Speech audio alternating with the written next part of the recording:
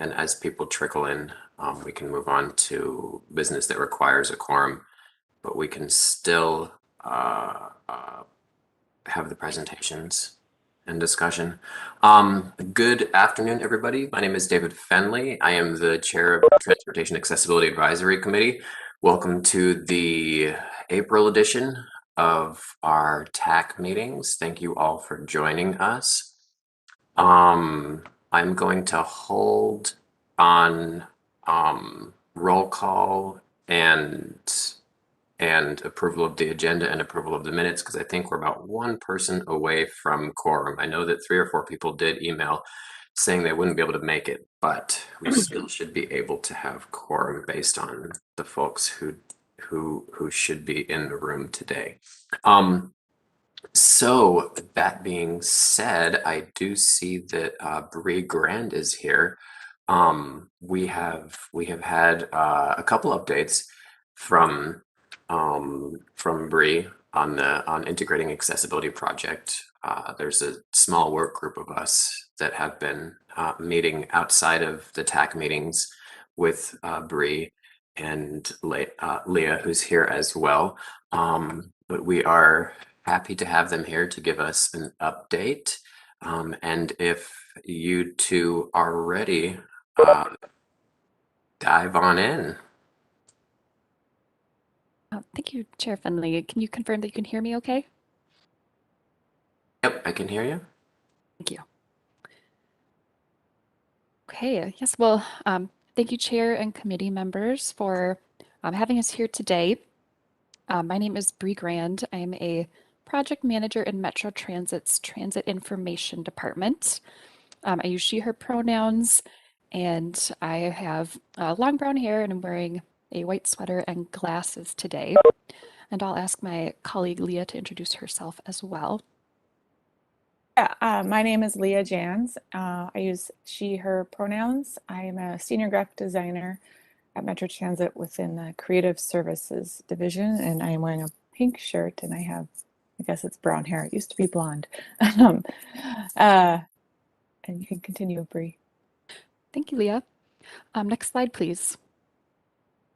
So today we are planning to give an update to this committee on the Integrating Accessibility project that our division undertook the previous year, which we worked with some of the members on this TAC committee worked with us on that.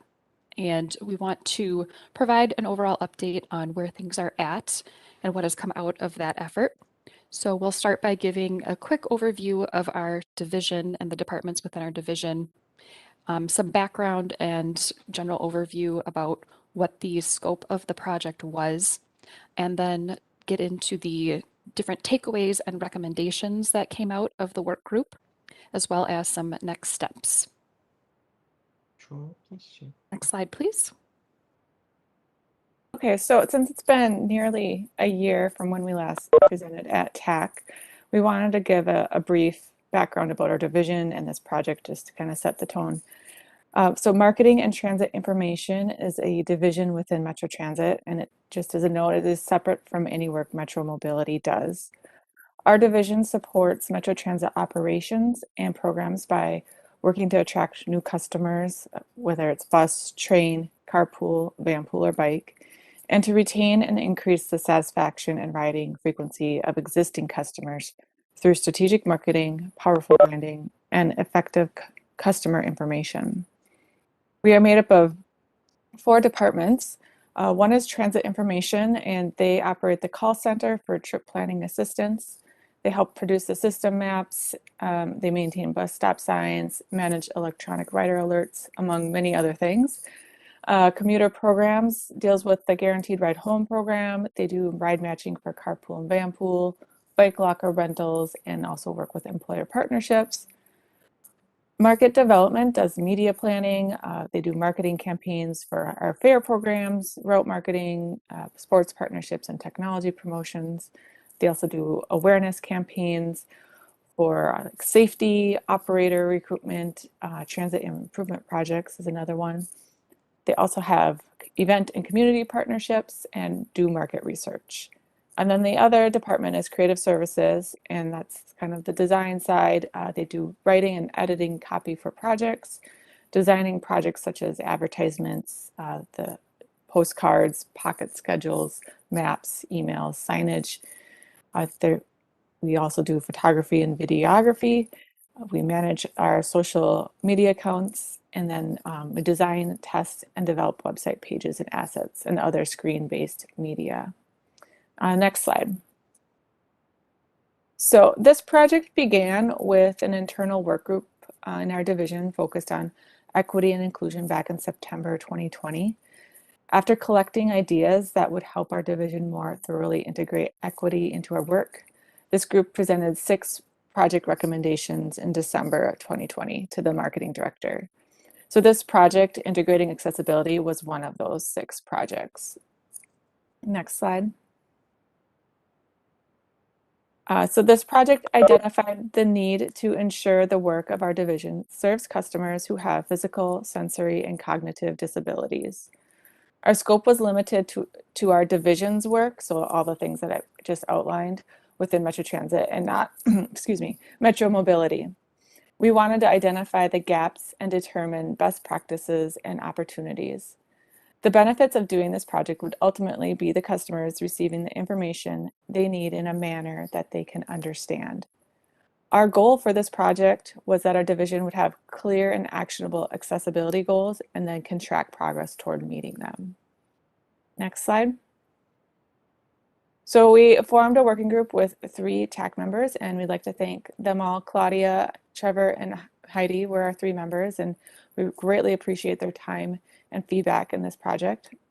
We held a series of sessions with them in 2021 to review our division's tools and services, and it gave us time to discuss and explore those gaps and what opportunities we had to explore. And now Bree is going to go over those recommendations that we uncovered. Thank you, Leah. Next slide, please. So out of those sessions came some great feedback, and a number of themes in particular came to light, most specifically related to communications methods and tactics of our division, as well as accessibility of information that our division provides on vehicles and at stops. So some of the general takeaways related to our communication methods and tactics included the idea that some marketing messages have not been targeted to customers with disabilities, such as information for half-price fares that we had last year. The representation of the disability community in marketing materials is significantly lacking. And transit tools that we support are not intuitive for all abilities and are not as well known as an option to help people with their trips. Next slide, please.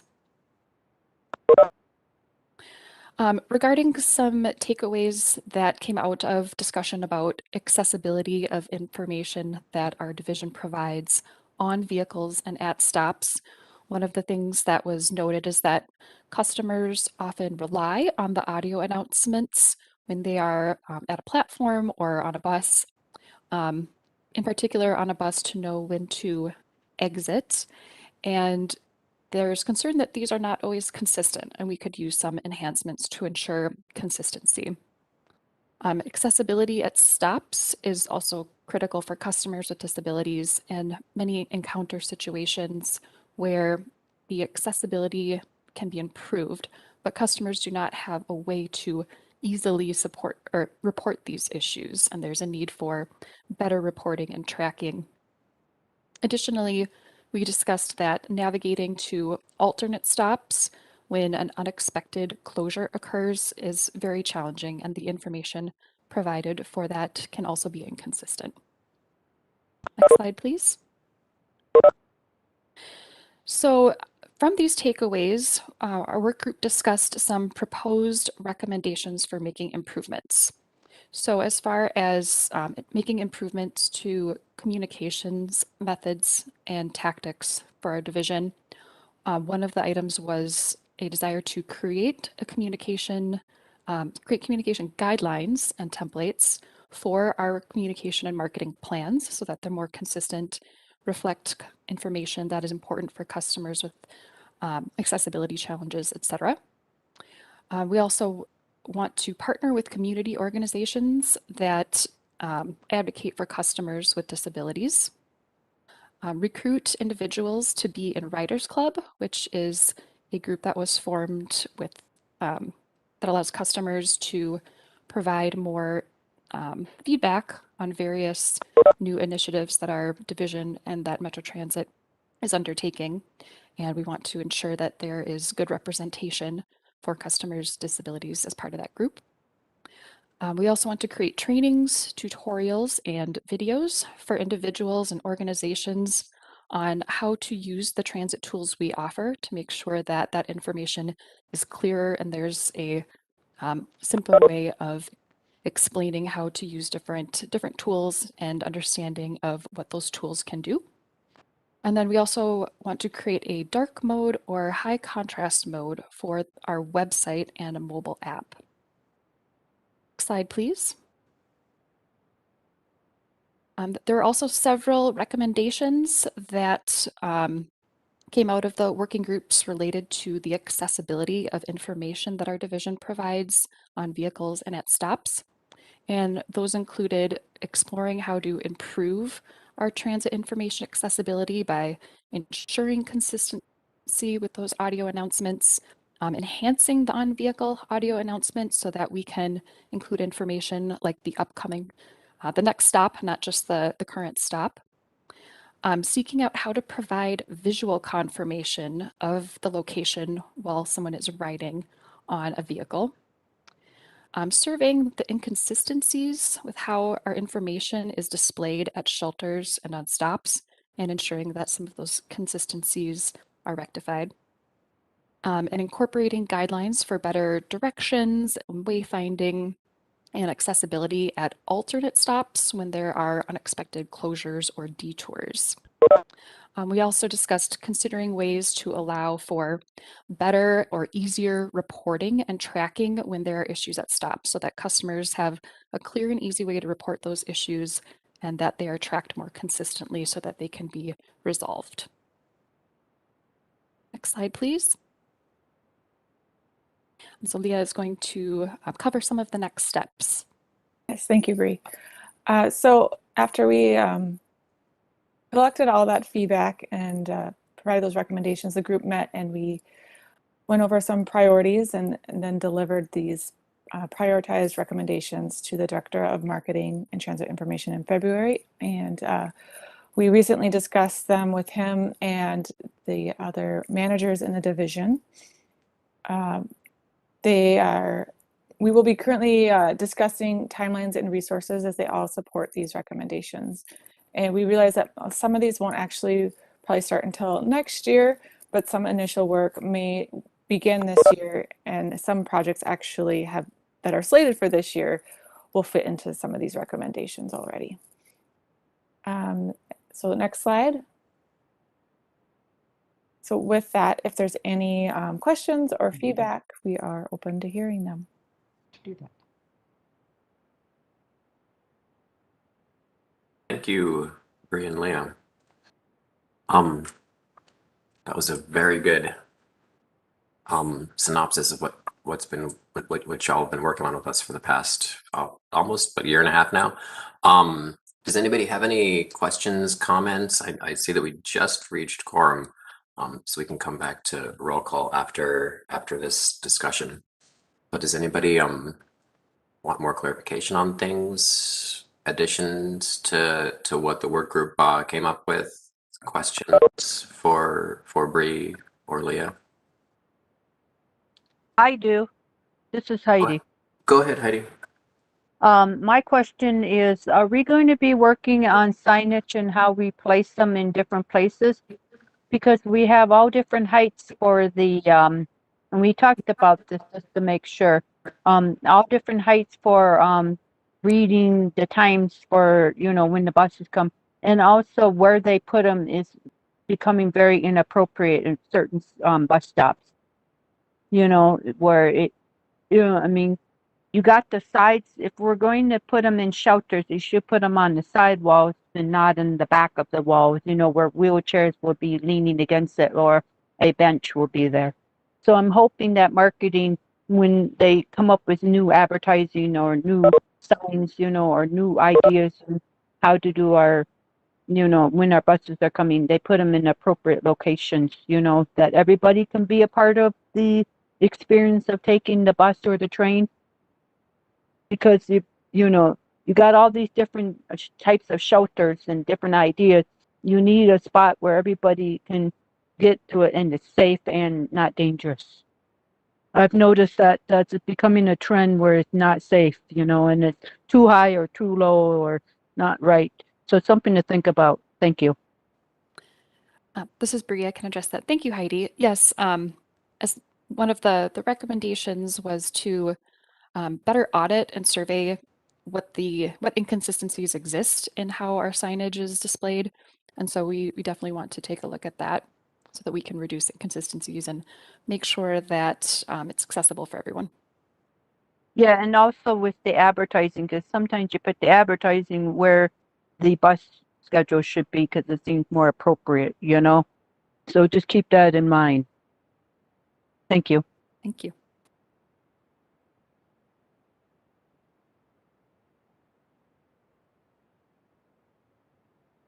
Any other members have questions or comments about integrating accessibility? Great. Well, maybe that's a good thing. You got everything you needed from the work group. And please keep me posted. Let me know if you want to keep on meeting, if you want to come back to us, if you have more questions. Um, we're more than happy to serve as a resource to you. But thank Yeah, you. because I'll come back and help you guys if you want me to. This is Heidi. Sounds great. Thanks, Heidi. Like David said, we'll come back and do our part because you need different types of people that have different types of disabilities so they can give you all points of views. Absolutely. Couldn't have said it any better. Thank you, Heidi. All right. Let's go ahead and do roll call now since we have quorum. Thank you, Diane, for cruising on in and helping us out with that.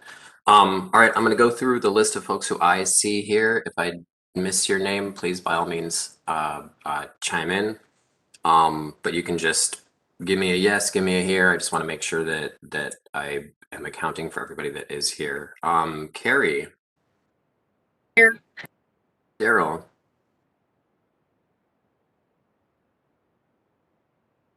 I think Daryl was kind of going in and out. You can give me a thumbs up or a yes whenever you get a chance, Daryl. Eric.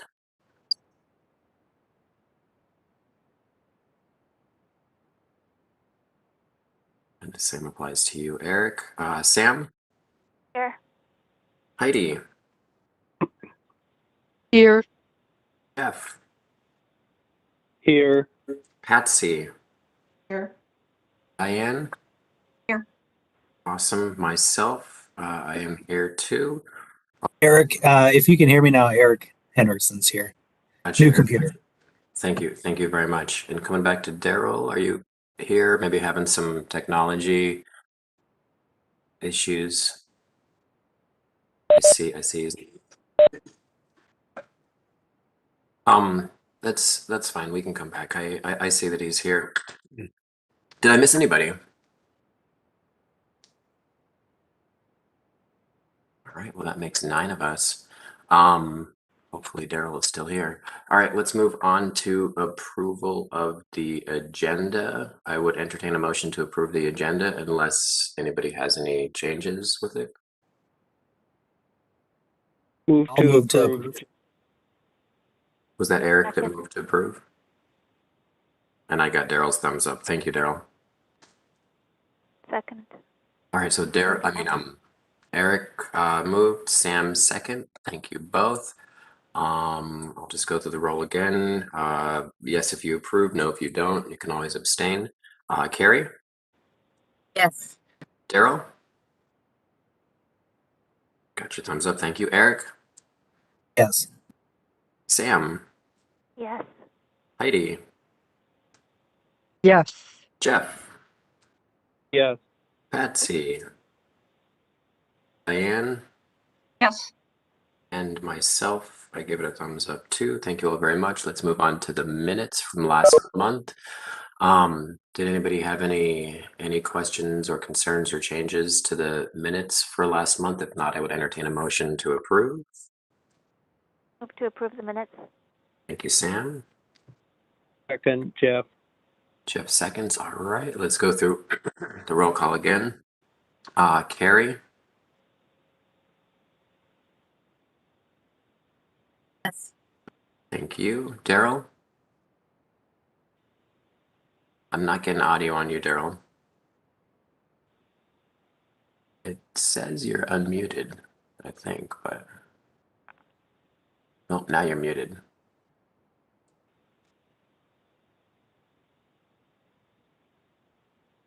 I'll come back. Eric? Yes. Sam? Yes. Heidi? Yes. Jeff? Yes.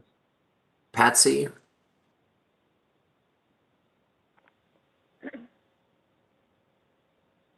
I missed that. Patsy might have been muted. Are you still here? Oh no. We just lost quorum. Diane? Here. Myself says yes.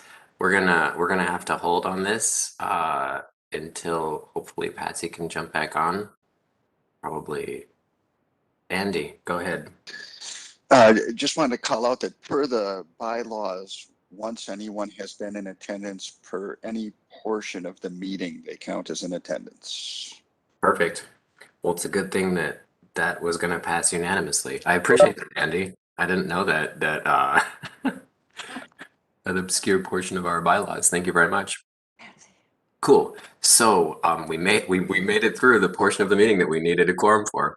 Um, all right, let's move on to Andy. It is actually your floor again. So I'm sure many of you have seen that Robert Street's reopening. I think in about 2 weeks, the Metropolitan Council members are required to meet in person. So Robert Street will be opening at the end of the month. Andy's here to talk to us about that and what our options are for in-person or hybrid, a potential for hybrid, conducting hybrid meetings. But I will turn the floor over to Andy and then we can have a discussion Can about I it. just say one thing?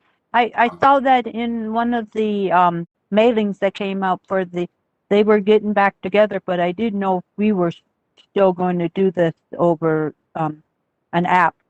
But if there is any bad weather or any bad snow or anything or rain or whatever, can we still use this as a backup? So And maybe Andy can talk about that with us. that's Thank you. exactly what we're here to discuss right now.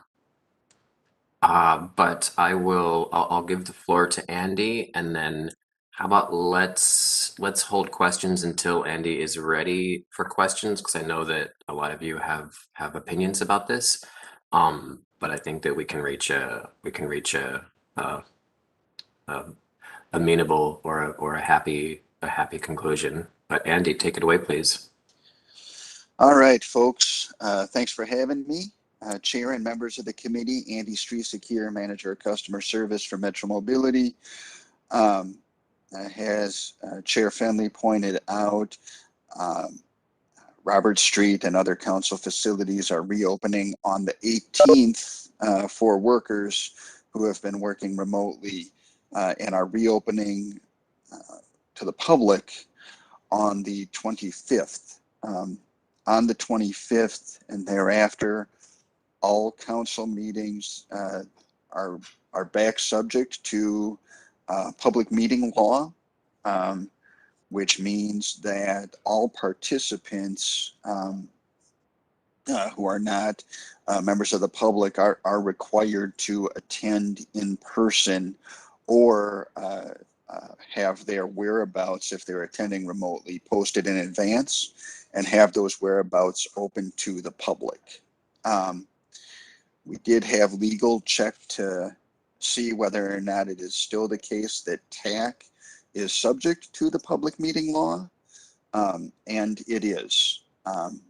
So typically in a non-modified environment, what that means is that starting on uh, uh, the next meeting, TAC meetings will be held in person at Robert Street.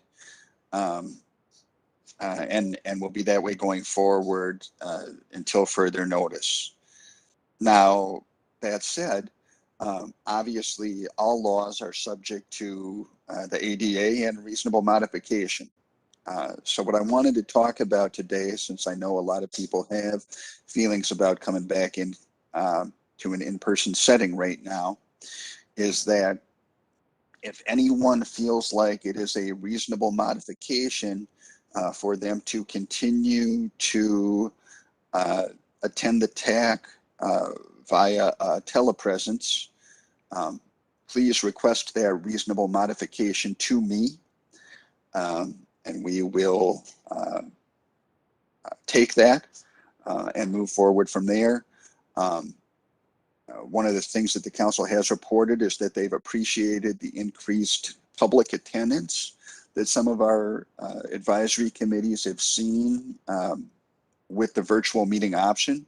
So the virtual meeting option will remain in place for the public, and therefore should not be any kind of undue hardship to keep that in place for members of committees should they need a reasonable modification to continue to attend remotely. So with that, I'd say, just shoot me an email. It doesn't have to be anything formal. But if you, for any reason, need a reasonable modification, let me know and we can work with that. And I do want to say before I yield to questions that, don't think about this just in terms of a disability that might impact your respiratory system. If you are blind and therefore may have a hard time maintaining physical distancing all the time, if someone kind of encroaches on physical space, maybe that's grounds for a reasonable modification. If you are not able to independently put on or remove a mask, maybe that's grounds for a reasonable modification. So with that, I will go ahead and yield to any questions folks have. Thank you very much, Andy. I see a hand from Eric. Go ahead, Eric. With public attending virtually, will we be monitoring that for questions during the public comment period?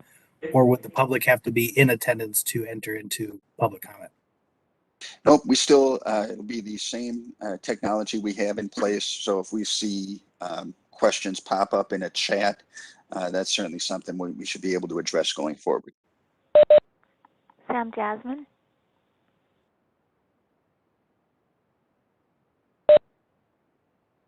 Sorry, I was muted. Let's go to Heidi and then Sam. Go ahead, Heidi. You answered my question if we still have to wear the mask, and I'm okay with that. Are we separating? Because some places are, when you go to meetings, we're not sitting close to each other anymore. Good question, Heidi. We're still in the same room doing what we need to do if we're going to do it. Yeah, great question, Heidi. So the council is not enforcing any physical distancing requirements or mask requirements after the 25th when the building is open to the public, or after the 18th when it's open to staff. So if that weighs on your decision whether or not to request a modification, know that there is no requirement for masks. Obviously, people have the right to wear them, and there is no requirement of physical distancing, but of course, people can try to maintain that as much as they can. Oh, we can wear our mask at the meeting if we want to? Absolutely. Okay, thank you. Andy, this is Jeff Dane. Just to follow up on what Heidi said about masks. Are they recommending people wear masks? Or is that just not part of the overall recommendation in terms of what the Met Council's doing. Because I'm on a couple other boards where they're recommending people wear masks, but it's optional. Yeah, the council has not taken a formal stance to recommend ongoing mask usage. Okay. It's I have Oh, another do question, we, but Sam, so do we need before, to do that? Heidi, please wait. So let's just wait for acknowledgement from the chair before we ask a question, please. Even if it's a follow-up, I just want to make sure that folks get to have their voice. Jeff, was that a follow-up on the masking question that you had? yeah, that was a follow-up. So I have another question, but Sam was ahead of me, I think, or Jasmine. I don't know who, because I can't see. I'm on the phone. So That's okay. Let's go to Sam, and then we'll go back to Jeff, and then I'm sorry. Let's go to Sam. Sam Hi, next. Andy. Yes, I had a couple questions. So if we want to request a accommodation, then that means what I think I heard you said is that Metro Mobility must, or the TAC must know our location of where we're attending the meeting. And does this mean that that the public has to know too? That, and if so, where do you post that? Yeah, good question, Sam. What I would say the reasonable modification is here for folks with disabilities is that your disability makes it an unreasonable expectation for you to attend a meeting publicly at this time. And it is also unreasonable for you to post that um, uh, public setting and make it available to the public. Anybody right now can attend remotely if they post it ahead of time and make it open to the public. But if you're staying home because you're still concerned about the pandemic, or you have folks in your home or you yourself who are not able to get vaccinated or otherwise at risk, it doesn't make a lot of sense for you to be making your home open to the public under the terms of open meeting law. So I think the reasonable modification here would be to allow for ongoing remote attendance without the requirement that your location, your physical location, be posted to the public or open to the public. Thank you. Do you have another Um, question, Sam? Yes, I do. So who approves that? I can approve that. Okay, that's it. Thank you.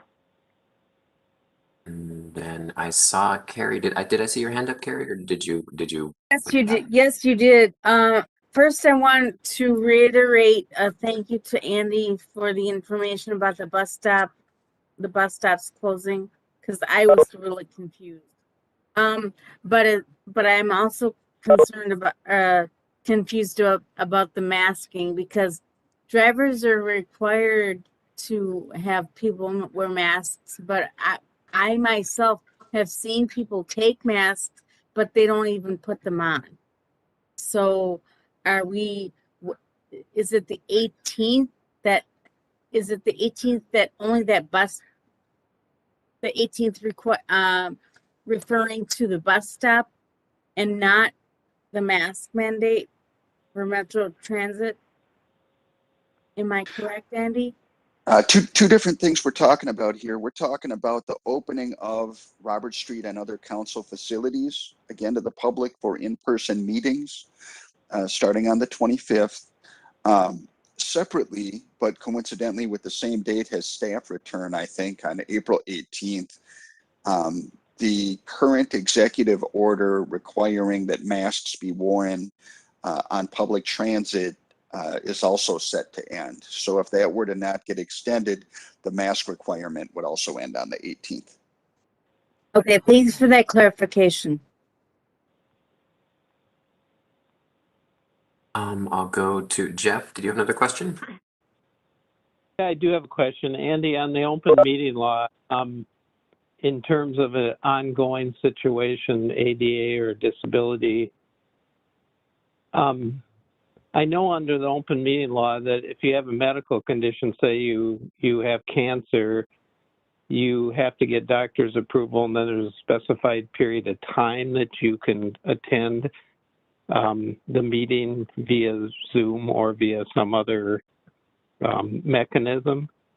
So is that, I mean, the ongoing thing, has that been a change in the law, or I'm just trying to understand that, because that's different than what I had heard about the open meeting law.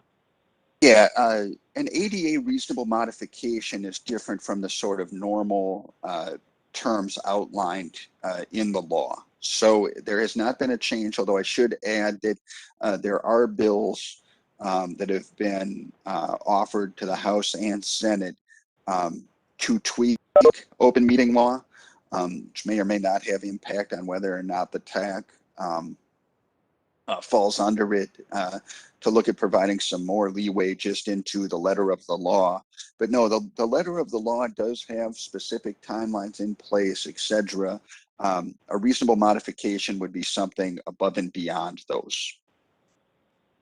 Okay, thank you. That's a good clarification. I know there are some bills up in the legislature, and they're involving a hybrid meeting, so some people can attend via Zoom and some people won't be via Zoom. But we don't know where those are going to end up at. We probably won't know till June. But thank you. Thank you, Jeff, for that clarification. Heidi, go ahead. Would be is who decides, all this, because you can start a war with this at the same time, you to clarify, for safety reasons, for, using video or wearing a mask, because I still wear a mask, and until this, I don't think it's ever going to end. But and I know there's people that look at us like we're weird, but I still wear a mask just for safety reasons. So who decides, about, besides you, that what you're talking about is okay to do, without starting a war, or miscommunication or problems. I You was a talking little about okay to concerned. wear a mask or okay to attend No, remotely? just, because the last person was talking about the laws and the rules and the regulations and stuff, and I don't know how do they approve that, or who gets the accommodations and who don't, and how does that fall under without causing a war, because one person might say, well, I didn't get it, but that person did, and I was just wondering, how we're handling it,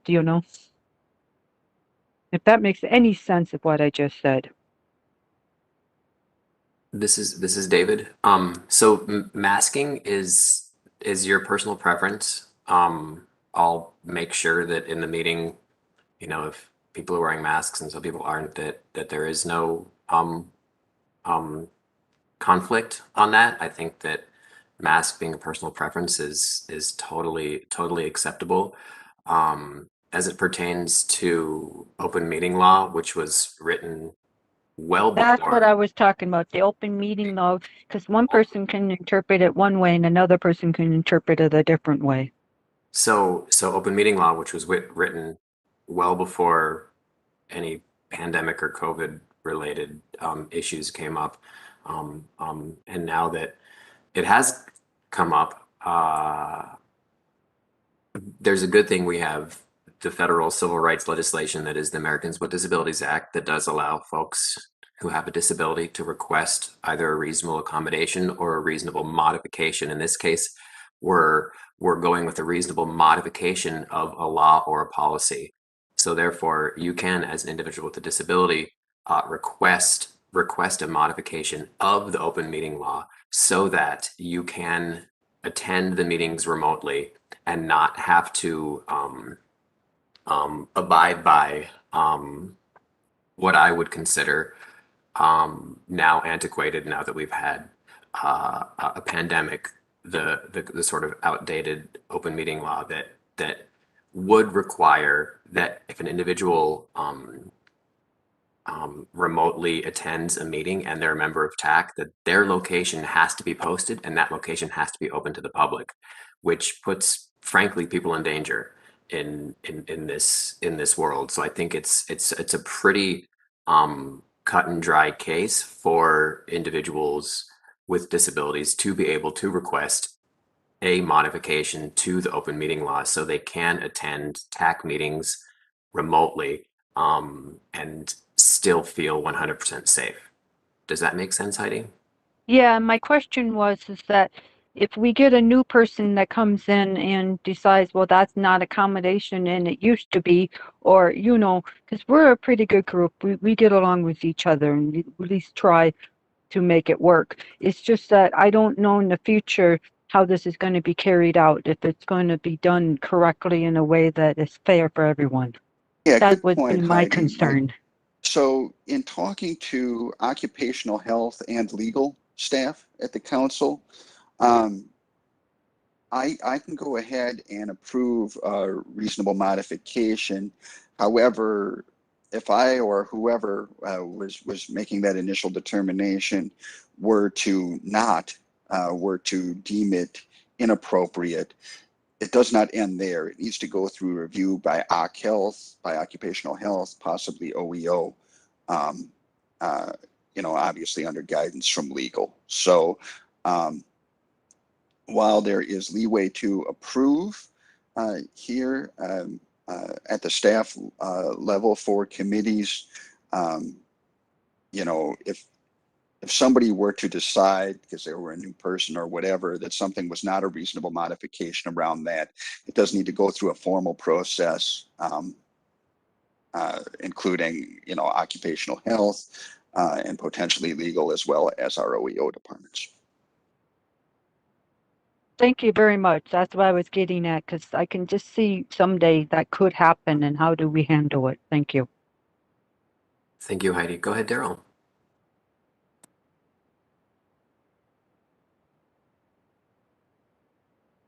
And we still can't hear you. I think you might have some mic difficulties going on.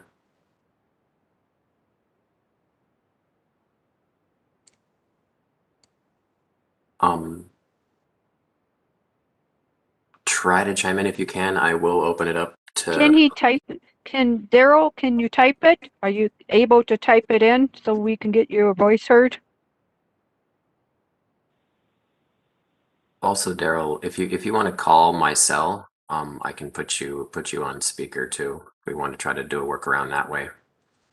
Um, uh, Otherwise, right now I'll open it up to other folks who have questions or comments regarding Robert Street opening back up. Go ahead, Diane. So it sounds to me like we have at least some members of TAC who are concerned about sitting next to people who don't have masks on.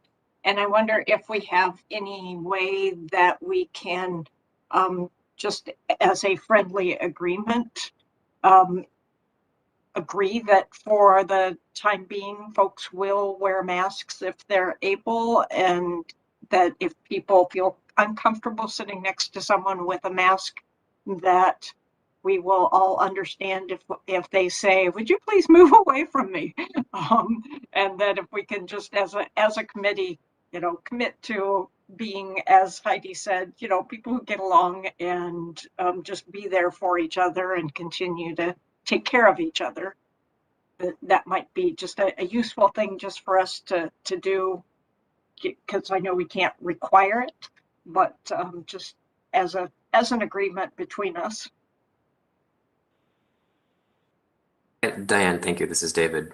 I, I would say that we're a pretty cordial group amongst ourselves. Um, I, I, I wouldn't be, um, like you said, like mandating our own committee to wear masks. I don't know if that's possible. I would try to veer away from that, but I think that with the reasonable modification in place and also the ability to wear masks and, you know, just being respectful of folks, I'm not gonna tolerate any, disrespect, whether it's from social distancing or from the desire to or not to wear a mask. But yes, Diane, thank you for bringing that up. Um, does that meet your concerns, Diane? Did anybody else want to chime in on this? So are you saying Well, we can or cannot wear masks? You can do whatever you want. You can wear a Okay. mask and I will fully support everybody's decision to wear a mask. Okay. Just wanted to I ask just, that question. yeah, I just wanted to basically publicly say that, you know, as you said, Heidi, you know, we generally all get along, and that if anybody has an issue where they don't feel comfortable sitting next to someone who's unmasked, that hopefully they would feel comfortable saying, you know, can you sit further away from me, or can you put on a mask? And I mean, I will bring and wear a mask, because it sounds like there are people who are still concerned, and I do wear them sporadically. It just depends. I kind of gauge the room whenever I walk in. So I'm one of those who carries it in my back pocket, and if I don't feel comfortable, I stick it on. So I hear where you're at, Heidi. That's what I was getting at, because I never know when you have to. And even in stores, I just wear them just to be on the safe side. Thank you, Diane and Heidi. Does anybody else have any questions, comments? Looks Just like another question. It's Jeff, David. go ahead, Um, Jeff. so you will be present as well as people that don't have um, accommodations. Then the public can come in, or can the public come in on Zoom? I'm just trying to understand the layout of what this is going to look like, because I know other groups I'm working with are struggling with the same issue. So The public can come in person. I will be attending in person. Others who do not have reasonable modification requests will be there in person. In addition to the public attending in person, sounds like there will be an ongoing option to continue to attend via WebEx. okay, thank you. And to answer one small portion of your question, Jeff, yes, I will be attending in person as well. Good. Is that going to be out in the public so they know in newsletters or emails? Because this is a lot to take in, for, if you want to make a complaint or if you have to go in front of us and say something, are they going to get Folks are some of this being information? notified that meetings are going to be in public after the 25th, and that council buildings are open again. I'm talking about if they have to use video. You said there's different ways you can do it. Do they know all those options, or how did they know how to do that? That's what I was getting at. Yeah, we've advertised up to this point online that folks can attend council meetings and advisory meetings remotely. And those instructions and notifications, I'm assuming, will remain on the council's public facing websites. So to clarify a little more, open meeting law applies differently to the public than it does to the members of the committee. They wouldn't have to have a reasonable modification. We're just giving them another way to attend the meeting, whereas members would need to submit a reasonable modification to attend remotely. Would you like me to call you, Daryl? You can give me a thumbs up if you want.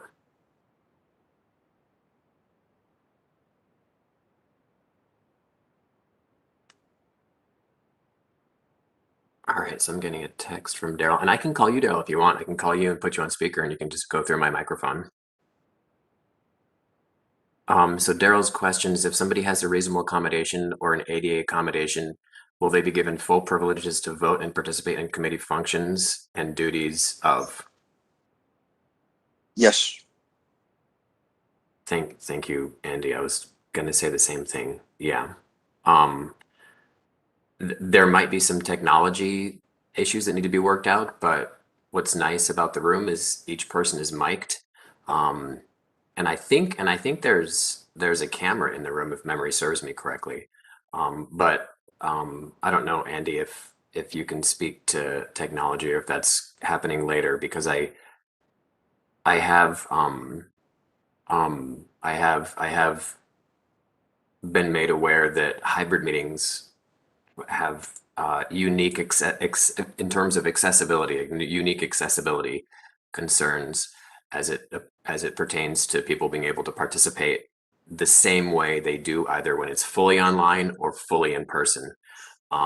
And if you don't know the answer, Andy, that's fine, because I'm sure that the Met Council is installing new technology because of this.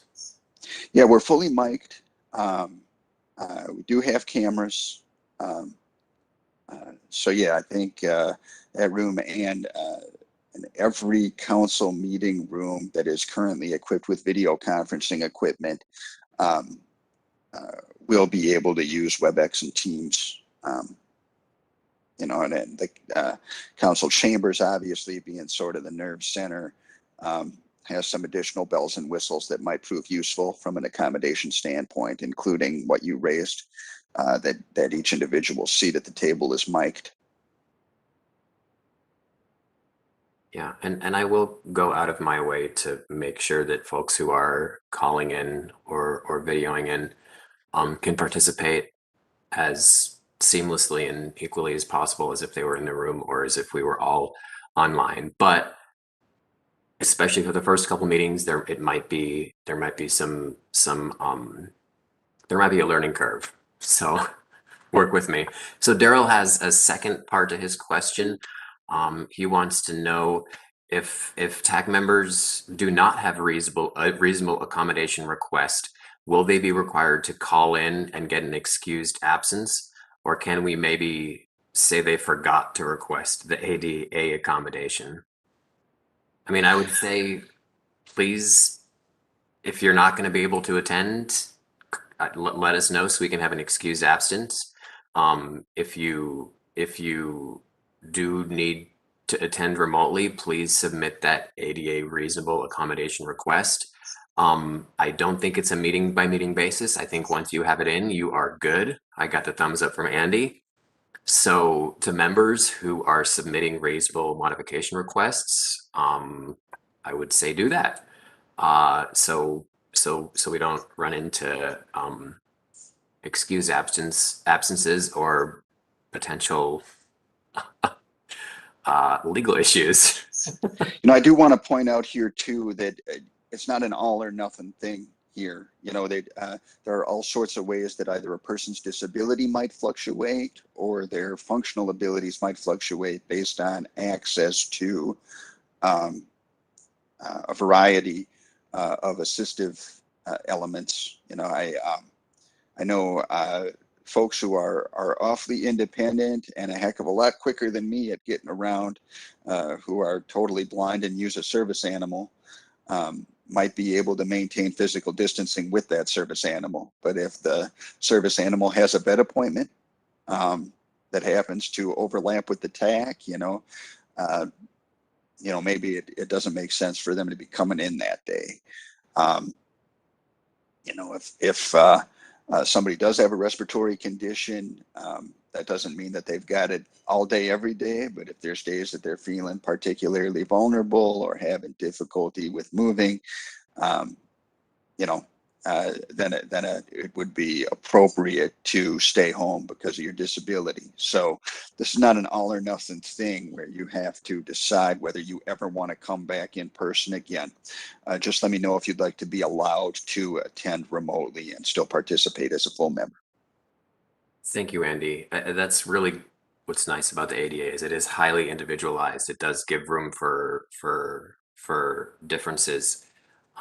Again, in an individual from day to day, but also between individuals that may have the same disability. One may submit a reasonable modification request, and that doesn't mean that somebody else will or won't.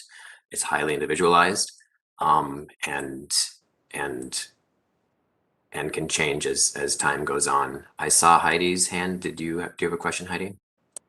Yeah, what about because this is a great example, and I brought it up earlier, and then you said you would talk about the weather has been like a yo-yo lately, and most of us take Metro Mobility or the city bus, and and so what do we do on bad weather days? Can we still use the video? Because maybe we really can have a meeting, it's just that we all can't get there, to have the form. The So meetings how are does that public work? is the general rule. So if you think the weather is going to impact your ability to attend, you would need to put forth a reasonable modification request. Um, we would never again have, well, I can't, unless there is another state of emergency declared, we would never again have a meeting that is exclusively virtual.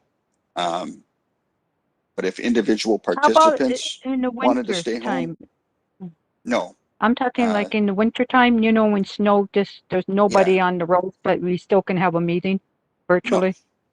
We would not go back just because of a normal Minnesota winter to having a meeting that took place exclusively remotely. Okay. However, uh, it's hard to claim undue hardship for a reasonable modification request when we have the technology in place and have been doing remote meetings successfully. So if you feel like you personally would need to attend from home, you can put in that modification request. But it's not like the meeting would be like it is now, where everybody is attending from home. Thank you for answering my question because I just want to know if we're going to use that because there are times when like school gets canceled, but we don't, and we have this remote thing. Can we use it or not? Do you know?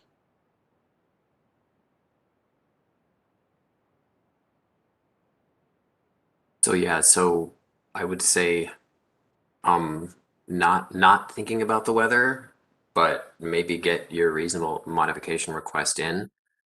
So then you can determine on a meeting by meeting basis whether or not it's going to be I just didn't know if we were prudent. going to use it or if it was going back to the regular way because now I have to get used to that because I'm so used to one way. Now I got to get back to the real world situation. Thank you. Oh yes, the real world is descending back upon us, maybe. I don't know. It'll never be the same.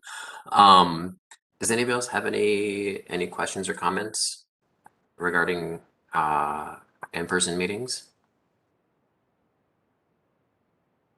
All right, thank you all very much. I knew it was going to be a good discussion. I appreciate everybody chiming in. Um, and Andy still has the floor because we have some Metro Mobility service adjustments to discuss, and we have looks like a slide deck. I'll wait a second for that to get loaded up and give Andy the floor again. Take it away, Andy. Thanks, Jason. Oh, I think we lost the deck. There we go. All right, you can go ahead and go to the next slide. Um, I'm actually going to really skim through these first 4 slides. These are largely for people who are not real familiar with Metro Mobility or why it works like it does. I know we've gotten probably more than one new member since the last time I really did an in-depth Metmo 101. So if it's something people are interested in, let me know. But I'm going to assume that the vast majority, if not all of you, know most of what's contained here in the first few slides. Metro Mobility has 2 different service areas. We've got the federally mandated, what we call ADA service area. And then we have the non-ADA service area, which is state mandated. The federally mandated area is defined as just a 3/4 mile corridor along where the city bus local service is running when the local city bus service is running there. The non-ADA service area is defined by the Transportation or Transit Taxing District, has it existed in 2006, plus Lakeville. The primary difference right now between the 2 different service areas is that ADA rides don't ever get put on standby, and the non-ADA rides almost always get put on standby. It is also occasionally the case, if we are experiencing atypical capacity constraints, that some non-ADA rides might get denied occasionally, but obviously we work to try to avoid that whenever possible, and also work to try to make sure that no particular um, riders get disproportionately impacted by repeated denials whenever possible. Next slide, please. This just goes on to explain a little bit more about The fact that paratransit is a complement to the fixed route service. Talks again about the service area and that we must match the hours and days of service that local fixed route is running. Go ahead and go to the next slide. This just shows a map of our current service area. And that includes both the ADA and non-ADA service area. The blue splotches are the ADA service area, where the entirety of the black outline includes our non-ADA service area. You will note, oddly, that there's a bump out there in the northern portion of Anoka proper in Ramsey, where the ADA service area actually goes out a little bit further than our non-ADA service area. And that is simply because of the 3/4 mile rule. It just so happens there's a local fixed route that bumps right up against the border of the transportation taxing district. So it triggers service within a 3/4 mile corridor of that route. You can go ahead and switch the slide again, please. All right, so Metro Mobility is looking at calibrating to fixed route, meaning that in response to some cuts of regular local fixed route, some of what is now ADA service is being proposed to go to non-ADA service. There were a few different things that our staff looked at. One, of course, was make no reductions. Keep everything in place as it currently exists. Two was adopt all current cuts, but grandparent in standing orders. So if you had a standing order going into a non-ADA area, you would continue to keep that. Three was adopt the current service, but recognize only the shifts from ADA to non-ADA. So don't touch any time-related stuff.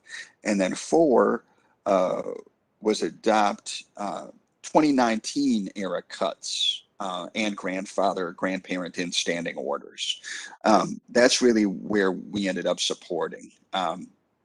We recognize that from an ADA perspective, it just is a requirement from a resource allocation standpoint that our ADA service area mirror what the fixed route is doing.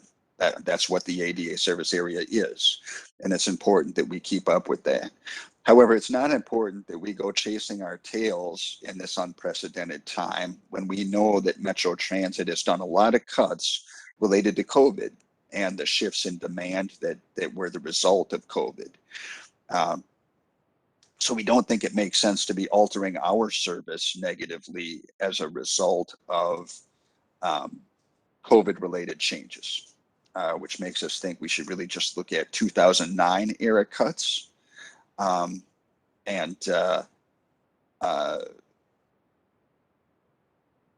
that we would again look at grandparenting in all standing orders, so that if someone had a standing order in a service area that was in the ADA service area at the time, so their standing order was approved, but now it is the non-ADA service area. Any standing orders that would not have been granted based on service area adjustments would be grandparented in. Go ahead and go to the next slide, please. This map shows our service area again, but breaks it down a little bit differently. The entire kind of black outline indicates our service area as it existed last year. In February, we went live with a variety of expansions, which are those blue spots.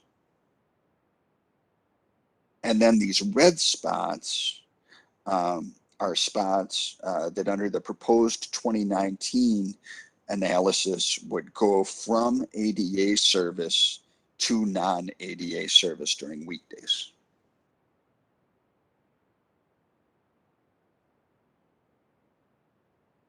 And you can go ahead and go to the next slide, please. So the first thing I need to point out here, this is a slide that illustrates potential impact. We are still working on refining all of this data, and I will tell you explicitly, weekday demand, that first line, the numbers are a little too high still with regard to percentages impacted.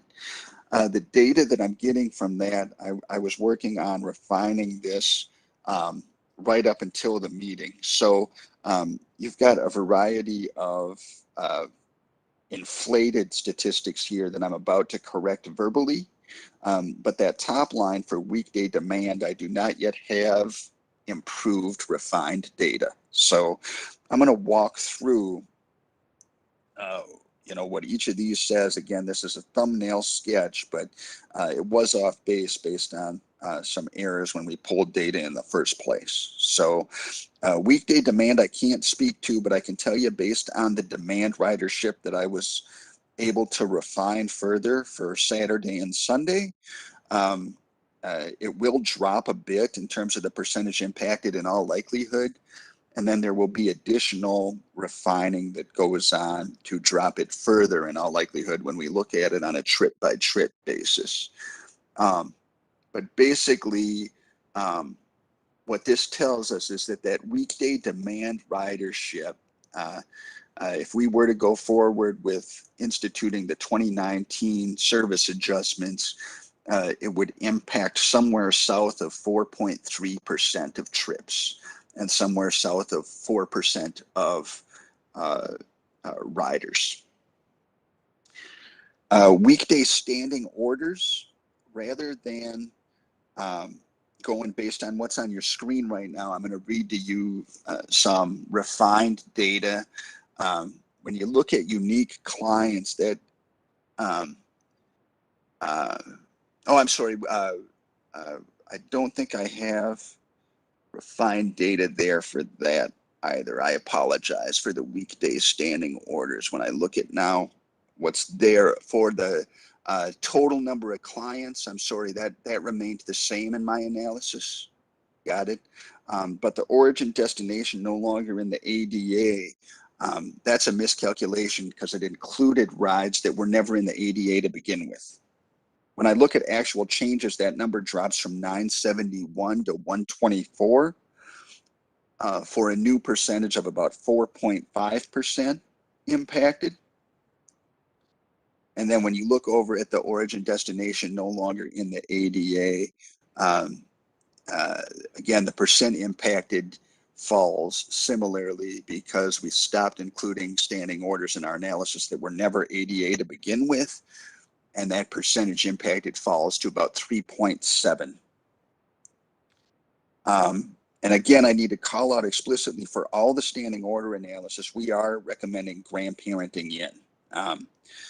So even though we say, yeah, it's 3.7% of all the standing order trips that are impacted, not that much, or 4.5% of the riders impacted, not that much. We are proposing grandparenting in all those folks so they keep their standing orders based on service area adjustments. Saturday demand, similar to what's there, I think, for what to expect with regard to demand. Percent impacted with regard to total trips falls to about 5.8 with a little bit of refined analysis. Sunday demand in standing order, similar falls. We're looking at, instead of that Saturday, if I jump back to Saturday first, just because the standing order percentages are the biggest. If I look at Saturday standing orders, we're looking at probably, roughly 8% of the customers with Saturday standing orders impacted, not 47%. And we're looking at for Saturday standing orders, somewhere around 9%, not 46% being impacted. And then similarly, when we look at Sunday, you see a change that's pretty large on the standing order side of things. Percent impacted of trips with regard to standing orders for Sundays, looking at about 4.1%, not 44%. And percent of customers impacted drops from 46% down to like 5.4%. Go ahead and go to the next slide.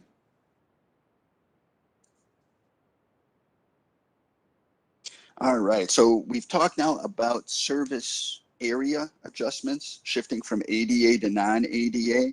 Obviously, the other part we have to look at when adjusting to when the local fixed route is running is hours we serve.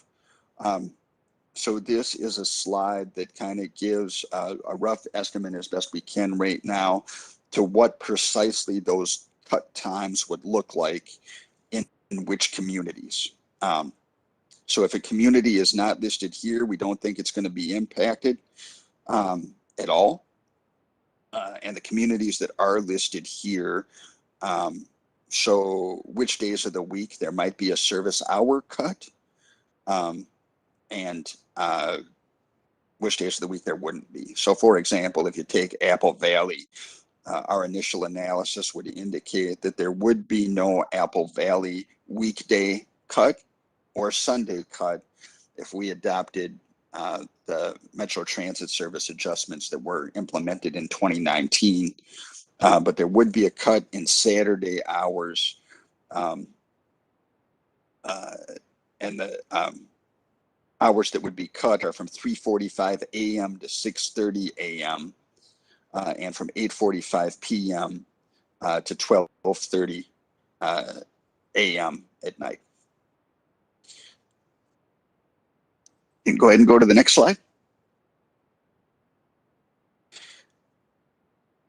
This gives a similar analysis of percents impacted based on hours cut. You can see that those, since we're really talking about late night hours, drastically smaller percentages. I think every category south of 1%. It is important that I should call out here that while we can grant parent in service and standing orders for service area adjustments, our hours of service themselves obviously need to reflect when the fixed route is running. So if it's just a question of whether Metro Mobility is even running or not in a given community based on when the fixed route is running, we could not grandfather in standing order or any service that's outside of our hours of operation. We can certainly offer somebody an adjusted standing order with times adjusted to meet our newer hours of operation, but we couldn't grant parents something in based on times. Go ahead and go to the next slide. This is all subject to significant change. I'm going to lead with that. But we do definitely want to give an absolute minimum of 6 months notice to inform impacted customers of any change. I don't think that necessarily May 2nd to 6th is going to get hit, which might push this back. We are planning on doing a newsletter story in the September newsletter, and we'll do website alerts, gov deliveries, targeted letters to every customer who, based on 2019 ridership, would have been impacted. And then if everything were to go according to the proposed plan, we'd be looking at implementation of changes sometime on the week of November 14th. You can go to the next slide, which I think is just my contact info if folks want questions. But to Ken's point, the last meeting, we really wanted to get this before you guys, before it went to transportation. And I'd be happy to take any questions. Andy, this is David. I have a couple questions, and then I'll open it up to TAC members. Um, oh, the slides are down. I think it was about two slides back, the slide with the percentages that had percentage impacted that were all less than 1%. Is it fair to say that those numbers are equivalent to the red in the last map that was displayed about the service areas that are going to be turned from ADA to non-ADA? No, those numbers are about time adjustments. So you make two different adjustments when you match fixed route service. You're obviously adjusting the service area that they cover, but then also you are adjusting for the times that those buses are running. So this has nothing to do with any areas of the map. This is just about who would be impacted by imposing the new time adjustments that would be reality if we went based off Metro Transit as it existed in December of 2019. Okay, thank you. I'm sure that other folks have questions. I do want to just put this on pause for 1 second, if you don't mind, Andy. I did notice that Brooke just jumped into the meeting, and I do know that Brooke is on a limited timeline here. They have to get back to the Transportation Committee, which is a very important committee for you to be in. So, Brooke, thank you for joining us today. Give us your update, and then you're free to go back to the legislature. Great. Thank you so much, Mr. Chair and members, for letting me jump in here. As the chair mentioned, we are actually, the transportation bill is up right now in the House Transportation Committee, and in the Senate Transportation Bill is in Senate Finance right now. So we're trying to cover a lot of bases this afternoon. So I appreciate your flexibility. I just wanted to provide a brief update on what is in those transportation bills. This is the week that these big omnibus bills are moving, so this is hot off the press, and could be changing as we speak, or in the next few days as the bills are marked up and moved to the House and Senate floor. So I will just maybe hit the bullet points for each bill, starting with the Senate. So the Senate Transportation Bill is Senate File 1154. There's a number of provisions in that bill related to transit planning and operations. I'll hit the major points. There is a reduction of the general fund appropriation to the council for transit system operations in fiscal year 23 of $10 million. The bill later appropriates $10 million in fiscal year 2022 and 2023 to the council through MnDOT to provide a match for federal infrastructure matching funds. So that's money that's sort of moved around for different purposes.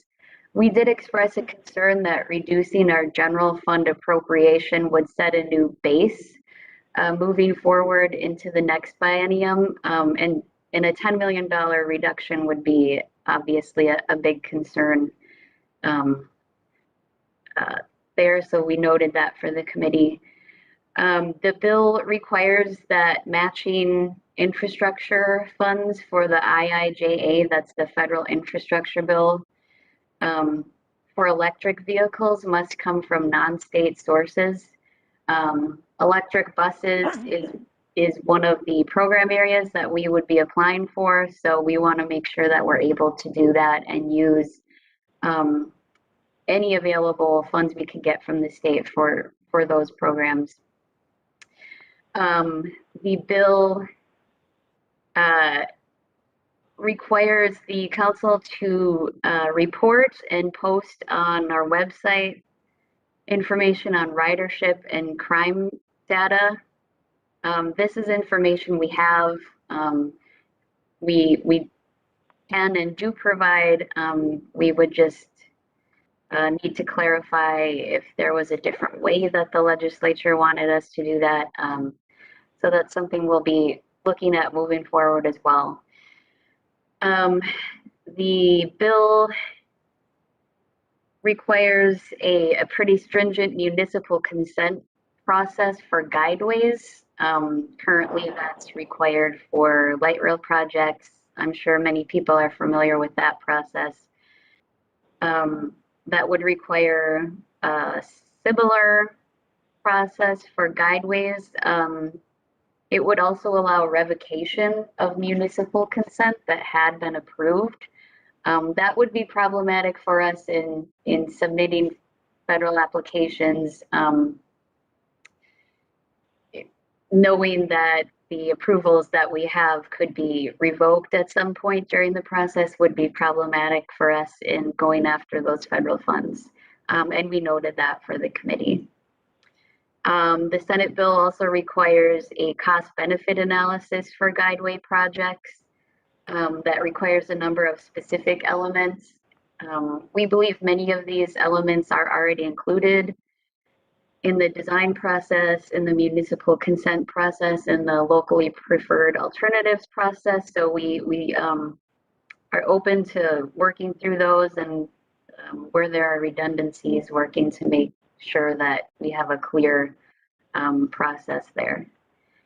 The bill would also make host counties responsible for guideway funding, including construction, operations, and capital maintenance. And state funding would be prohibited for those purposes. And the gold line is exempted from this provision in the bill. The bill also requires the council and MnDOT to request approval from the FTA to discontinue North Star operations. That's something that there are currently, I believe, 2 studies going on at Metro Transit that are examining commuter and public transit use post-pandemic. So our position is that we should see what those studies have to say before we make any permanent decisions that would impact those services that are being studied. The Senate bill also requires a suspension of all guideway activities until the Green Line extension is in revenue operations. That would be a problematic provision for us as we're working on future guideways, and a delay in planning, a delay in any part of the process tends to add to the cost of those processes. And that would obviously put a lot of work on hold that's happening right now. I'm going to jump over to the House bill. I know this is a lot. We're sort of reviewing these now ourselves internally to go through these bills that were just released this week. In the case of the House transportation bill that was released on Monday. And that's what they're reviewing right now in committee. The House transportation bill would provide $20 million to the council for matching funds for federal IIJA, that's the federal infrastructure bill. It would provide matching funds for that and for our transit system. The bill sets aside $5 million for zero emission bus procurement and related infrastructure. And $5 million would continue to be appropriated in fiscal years 2024 and 2025 for that low, no emission bus plan. The House bill provides $500,000 for arterial bus rapid transit planning. That would look forward to the J, K, and L lines. So that would let us take on, sort of build our bandwidth for bus rapid transit planning. The bill appropriates $2 million for transit shelter improvements.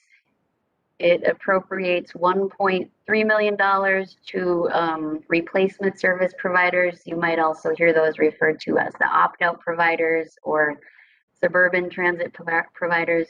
And that would be for a micro transit service that they have been working on implementing. The bill would set a uniform fare schedule requirement for bus and light rail service from July 1st to August 31st this summer, where we would have $1 fares for regular route bus and BRT and light rail. And the bill would appropriate $2.3 million to backfill foregone revenue from those lower fare amounts. On the policy side, the House bill requires the council to establish a signal priority system planning work group that would gather Metro Transit, some city officials, county officials, and MnDOT to discuss transit signal priority systems to get transit vehicles moving more quickly through stoplights, essentially. And the group would have to report back to the legislature in December with their findings on that. This is something that there is current dialogue happening. So our only flag on that provision would be we don't want anything that would duplicate work that's been done or is being done on that front that might slow down or change that process. The final thing I will note, included in the House bill and added to the Senate bill is a provision that would have Metro Transit consult with your committee, with the TAC, on the training that our bus drivers get to assist passengers getting on and off of the bus in circumstances where there's snow and ice. That makes some difficulty in doing that for passengers who might need assistance. So that was a lot of information that I just threw out there really quickly, but that sort of gives you a high-level overview of the House and Senate transportation proposals. You may have noticed that they're quite different. So the work of the next essentially month and a half will be trying to come to an agreement where there can be where agreement can be found on a transportation bill. Happy to try to answer questions. I can't speak for the House or Senate with what their intentions are. And as I mentioned, the committees are still hearing these bills. So this is all subject to change. But I'm happy to try to answer questions that the committee might have today. Thank you, Brooke. This is David. Given that they are so far apart, the House and the Senate, and there's a lot of negotiation to be happening, I have a bunch of kind of wonky questions that I want to ask, but I'm not going to, given that this will all be resolved in the coming weeks as they work these differences out in conference committee. I'm pretty sure most TAC members feel the same about reducing funding and making it harder for new projects to start up. And also on the other side of that, I'm sure that most folks here would be in support of some of the money that's going into transit through the House file. But to avoid a wonky policy discussion, I'm going to request that members don't kind of get into the what could be or what might be or where do you think people are going to go on this particular issue or topic in conference committee, especially given that we want to get you back to these committees so you can participate and hear everything you need to hear. So with that request, I will start with Heidi. Yeah, this is Heidi. Last night on the news, the North Star is going to be cutting funding, or is not going to the baseball games anymore. Um, how is that going to affect has the community come to the legislators and said anything? Because they did talk to a person who has autism, and the mother says the train was the best thing for the kid to get out in the community. So it's something to think about for the people with disabilities that rely on different kinds of transportation. You know, when you're not getting a lot of people using it, and now they can't go to a baseball game or go to a concert or go do an activity. So I don't know if that's going to hurt our economy, if I'm saying that right, and our people. I don't know if the legislators have been bombarded going, they don't appreciate it, you know? So it's something to think about. It was just put on the news last night that part of our state is not going to use the North Star. Thank you. Yeah, thank you, Heidi. This is Brooke. You know, the point that we've made is that we know, especially during the pandemic, that you know, ridership has changed, people's travel patterns have changed, their commutes have changed, and we want to really study that and get some good information about that before we make permanent decisions. Um, because things might change back. They might be different, but we don't want to make permanent decisions right now, knowing that we're going to have some better information coming through these studies. Because the news made it sound like it's a permanent thing, and it heartbroken some of the people who truly need it, and it just made me think about people with disabilities that use it to get out. Thank you. Yes, this is David Heady. No, it's not set in stone yet. They still have to reach an agreement. But they're not very close. I can say, you know, folks, if you have concerns about where either one of these bills are at, or if you know folks who do, then you know, talk to your legislator, talk to your senator, talk to your representative, and let them know how this will benefit or hurt you. Um, does anybody else have any questions? I just have a quick question, David. It's Jeff. Go ahead, Jeff. On the Senate bill, my phone cut out, Brooke. You said 10 million was being cut for, proposal was 10 million cuts for Metro Transit, or? Yes, this is Brooke. Jeff, that was a $10 million reduction to our general fund appropriation for what it's called in the bill is transit system operations. So that's really just our core function of, I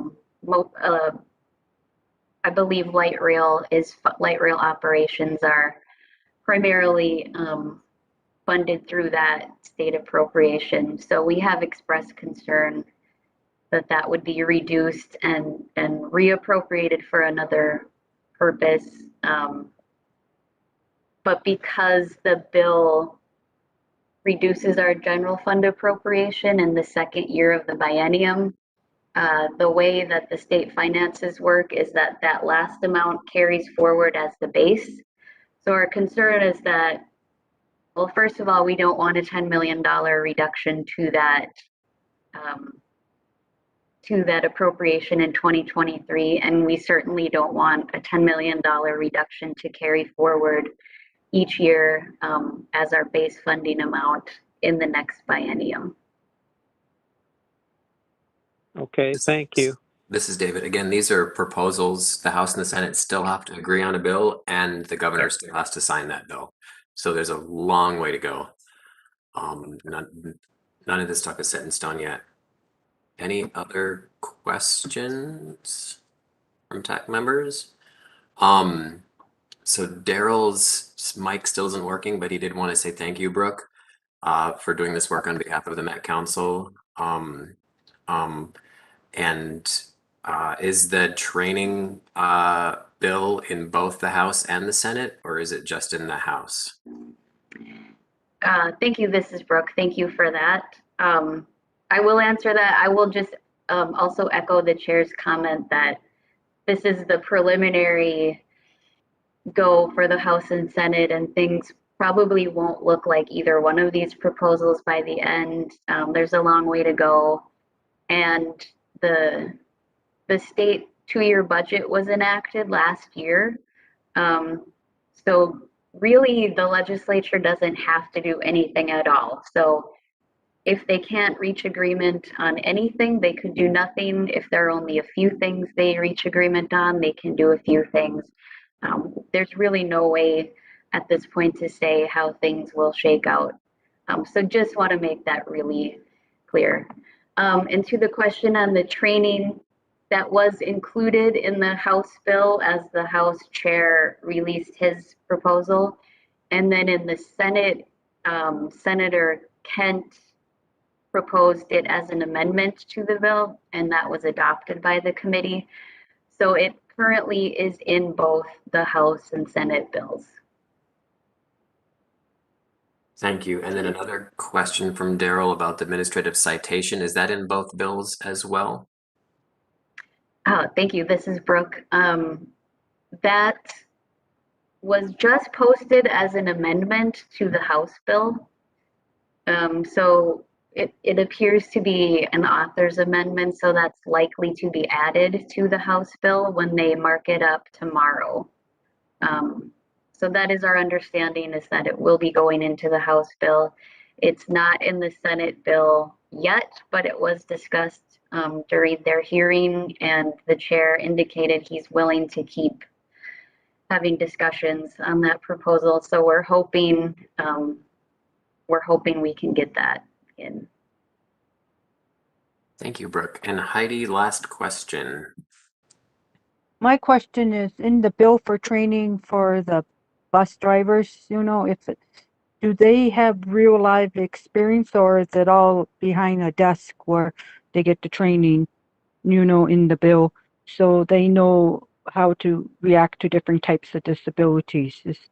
Because I've seen in the disability community, sometimes it's all desk stuff, and then when they come out and actually do it, it's like a whole new world for them, in the Sure. disability community, for different types of disability programs that the legislators have to work on and tweak and work with the different communities.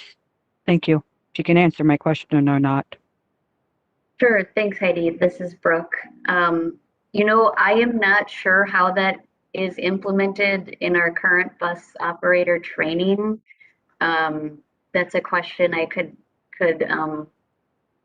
bring over to Metro Transit operations to see how that's actually implemented. But I'm sorry, I don't know personally the answer to what that training involves today. That's quite all right. That's all right. That's just a This is good David. question to think about. Yeah, I that can is a speak good to it. question. I can speak to it a little bit more, Heidi, if you want. The bill is very non-descriptive of what's in the training. It just says that they should receive training, but also in the bill it says that they consult with TAC too. So we can have some say in that. All right, thank you That all would be very much. awesome. Thank you, Yeah, David. no, it is. It's not too bad. So thank you all very much, and especially Brooke. Thank you. Uh, have fun back over there at the legislature. Thank you all for inviting me again, and I will be talking to you all soon. Thank you. Thank you. All right, Andy, you ready to pick up exactly where you left off? I don't know You if Jason, remember? I don't know if we can, if Jason, if we can get that. Oh, you were done with the slides. That's right, you were done with the slides. We were just moving into questions for Andy. Does everybody remember all their questions they had for Andy about the reduction in the service areas, which seems Jasmine, I have fairly questions. fairly minimal. Andy, you can correct me if I'm wrong, but it seems like it's not going to impact a lot of folks. But I will start with Sam and then go to Heidi and then Carrie. Go ahead, Sam. Thank you, Chair. Hi, Andy. I just had a couple questions, and the first one is I know Plymouth had some changes to their fixed route express buses.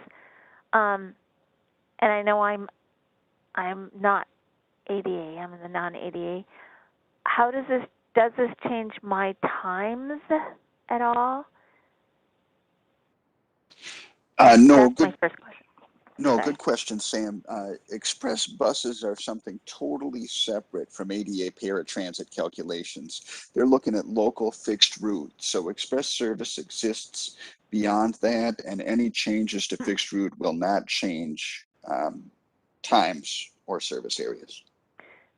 I don't know if there was any changes in my fixed route thing at Plymouth though, because I haven't been doing it because of the pandemic.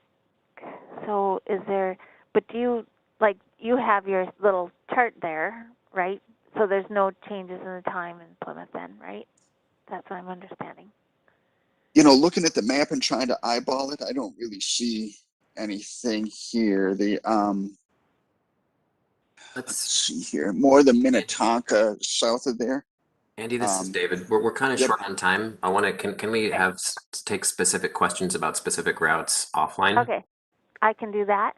But my second question is though, with these cuts, I know you said you were going to try to make sure that the customers were notified and whatnot, but I'm finding when times have changed that people have told me that they were not notified and that they, some of these times widened for them and they didn't know that. And so I'm wondering if it wouldn't be a good place to start off when you have those little spring talks and fall talks at the Metro Mobility, if you wouldn't just make those quick announcements like these are the times that have changed, these are the times that have been shortened, and the places. Would that be, something that you guys could do because it seems like people are missing this? Yeah, absolutely. And I should point out for everybody, we communicate very, very differently on expansions versus cuts. Okay. Particularly in this environment where we went live with an expansion during an unprecedented driver shortage. We threw it on the website and hoped it wouldn't totally kill our service. And a lot of people didn't know about it. Yeah. For expansions, we do not advertise. Basically, we want people to be able to book a ride if they have to book a ride. But at that point, we were still communicating essential trips only. And we're again experiencing some significant capacity constraints. So we kind of put that out there and let it sit. FUTs are very, very different. We've got an ethical and legal obligation to give people notice so that they are aware that something that they have had previously might not be available going forward. So very different deal. Thank you. Thanks, Andy. This is David. I just want to reiterate, if members have questions about specific lines, please let's ask those outside of this meeting, given that we have limited time. But I will go to Heidi and then Carrie. Well, my question is kind of what David doesn't want me to talk about, but what about the buses that don't have a lot of drivers and they keep getting cut? And some of us use it to go to medical appointments, Metro Mobility, because that's the only way you can do it nowadays. And I'm lucky I have it, and thank you very much. So how do we work with that? Because we get the alerts in our email boxes if you're signed up saying that this route has been cut so many times, So did that impact how you figure out your strategy because of drivers and COVID and so on? Good question. And the answer is sort of, but not exactly. If a route is pulling runs throughout the day because of intermittent driver shortages, that does not impact us. We deal with Metro Transit's scheduled service. And if they have to deviate from their scheduled service because of a driver shortage, that does not impact Metro Mobility service. But if because of ridership or driver shortage or whatever, Metro Transit pulls a fully scheduled line altogether, like the bus I used to take to work is gone. The 70 just no longer exists. And that would have a bearing on our service if we were doing an up-to-date recommendation. But again, we are not. We are suggesting that we use pre-COVID data from 2019 to inform our service adjustments. Okay, because there's some weird weird in and outs with the buses and metro and the places I go. You get tons of metro mobility, but it's kind of far away to get to the buses. So I was just asking if that would impact your decisions and how you do things, you know? Thank you very much. Carrie, go ahead. Yes, Andy, on slides 7, 8, and 9, I'm a little confused. The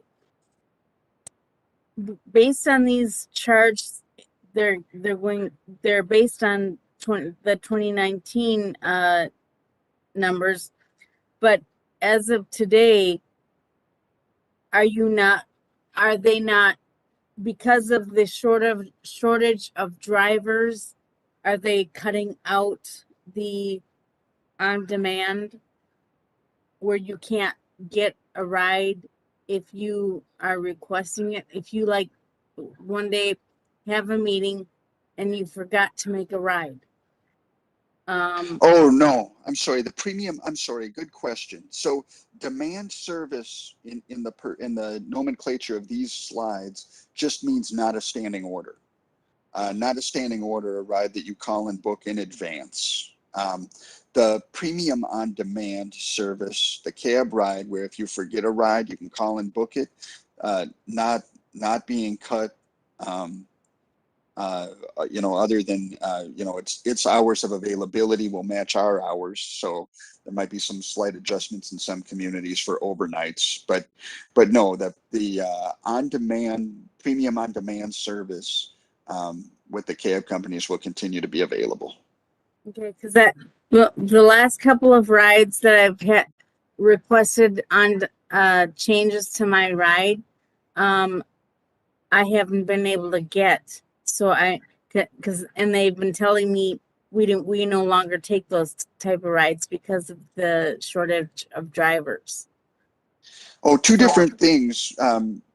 Yeah, there I go we again. would encourage, we would encourage, no, and we would encourage all of our providers not to do same day changes. The amount of time that takes from dispatch, the amount of time it takes for staff at the providers to look for rides that they usually can't accommodate anyway, and what that means for people on hold and wait times, etc.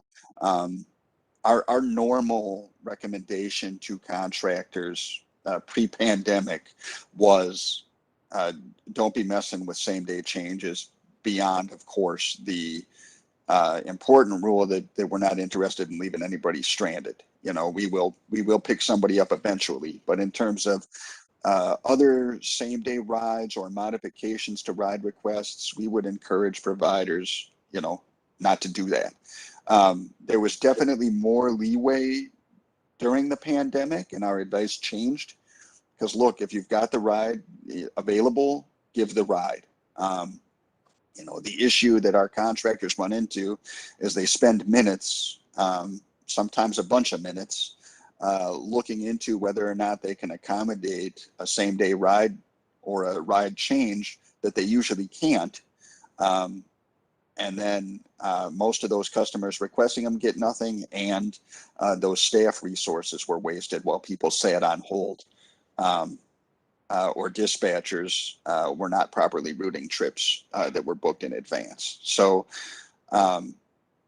same day metro mobility rides, as our ridership returns closer to normal, will kind of go back to being something that don't happen very often. Typically, if you want to book a ride the same day, or if you want to change a ride that was booked in advance, they're going to refer you to the premium on demand service. Okay, thanks for that clarification. Thank you, Andy. We have time for one more quick comment from a TAC member if they want to ask a question or comment on this topic. All right, thank you, Andy, very much, and good questions, Heidi. Thanks, guys. I really appreciate your time. And everybody else. Quick chair's report, and then we'll move on to public comment. So Daryl Paulson has served as TAC representative to the Purple Line. He's up for reappointment to that. I would support that. I don't think we need to vote unless somebody would like to propose someone else be the Purple Line representative. But if nobody has any alternatives for that, I would just say we continue having Daryl be our Purple Line representative, since he's done such a fantastic job over the last, what's it, it's a couple of years now. Does anybody have any questions or comments for me on that? All right. Daryl, you can text me if you want to add anything to it, but this is unprecedented. We don't get to hear Daryl's voice in a TAC meeting. All right, let's move on to public comment. Is there a member of the public who would like to chime in here on any particular topic? We have a few minutes left. I think I was informed that there was somebody who did want to chime in. Maybe they're muted, but I cannot hear you. Cynthia, Cynthia. you muted?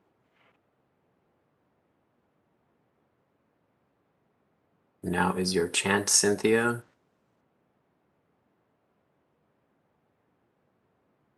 I will call you real quick. I think is it star 6 that mutes and unmutes on the phone? I think. And star 9 that raises hands. Sorry about that. I had trouble. I'm calling in, so I had trouble unmuting. Can you hear me? We can hear you. Great. Well, Patsy invited me just to give more context on the driver training bill that was included now in the Senate Transportation Omnibus Bill and in the House side. And it sounds like folks already kind of answered some questions about it, so I don't need to take up any more time unless people have some specific questions about the advocacy that went into it and that sort of thing. So did you want to make more comment on that, or everything that was discussed prior covered the bases? Do you want to explain how this came about? So typically in public comment, there's aren't questions posed to members of the public. It's just a time for members of the public to express whatever they want to express to our committee. Okay.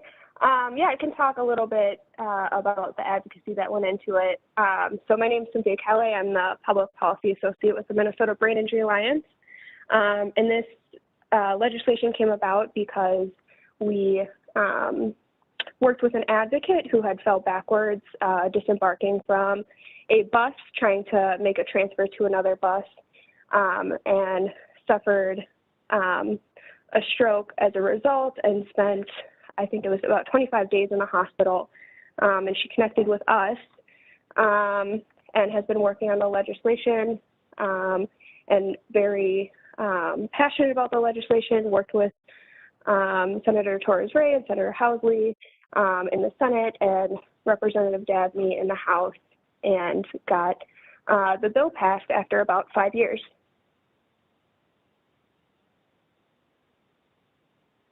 Thank you very much, Cynthia. And thank you for coming and chiming in on this. It's, it's, I think, my opinion, and I'm sure that folks here feel the same way, that anytime drivers are being exposed to anything disability related, it's a good thing. All right. Other members who have comment, we have about 90 seconds, maybe less than that. But if there are members who have a comment, by all means, raise your hand or just jump in here. I have one question, and I don't know if Andy knows it or if anybody knows. do you know when we go back to, our regular meetings, is the Skyways going to be open, or do we have to bring food ahead of time to eat lunch? Considering where we're coming from, like David, you might be coming from a meeting, and I'm coming from seeing a worker. So because we used to go and we want to do this, where we're not, causing problems eating in the wrong places, and getting food, because I don't know how many Skyways will places be are open open, and shut. but I have no idea what businesses might be open. So the physical Okay. Skyways themselves are open, but I can't speak to what businesses are still there. Okay, I was just wanting to ask that question because it's one of the things that we like to do before the meeting is grab some food and make sure we're ready for the meeting and all that. And so we schedule our day around that a little. Thank you very much. I do know that some businesses have closed, but some are open. I would maybe check with the business before just to